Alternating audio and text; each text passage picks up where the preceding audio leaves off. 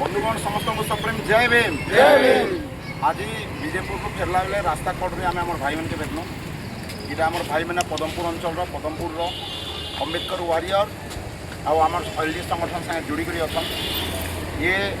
Team मैंने संकल्प नहीं जे 9 जुलाई रे ये मैंने समस्ते खास कर पदमपुर सहर रू एखा 100 ରୁ 150टा पिला और पदमपुर अंचल हाराहारी 200 ରୁ 250टा लोक जीवार योजना बनईछन। तेणु तांकर नेतृत्व आमर संतोष भाई नेबे। मुझे आशा करबी जे संतोष भाई नेतृत्व आमर भाई मन नेतृत्व के समस्ते मानि करी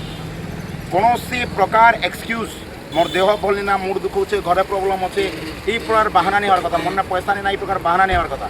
तमे तमे फिल्म 6 मास देखनी जीव तमे केन्ने तुम सांग साथी रे बुलिक पार्टी करवाटा 6 मास बंद कर दियो।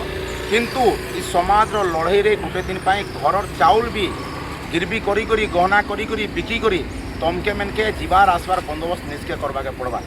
तुम्हें जानी जे यहाँ कौन राजनीतिक रैली नुहे से यहाँ कौन नेतार रैली नुहे से कौन संगठन रैली नुहे से यहाँ समाज रैली यहाँ समाज मान सम्मान स्वाभिमान पाई कामटा कराऊे। तेणुक कौन प्रकार बाहाना बाजी नहीं करी समस्ते 9 जुलाई रे आसबे बोल मैं आशा और विश्वास भाई संतोष समस्त को जय भीम। आज एलडीए फाउंडर जे लबसना दादा आसीचन पदमपुर आम अच्छू यहाँ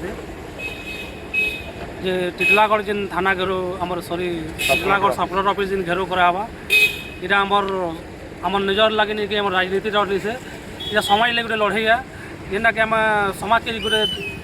गोटे तकर गोटे देखाबार लगी लोक आम गोटे गोटे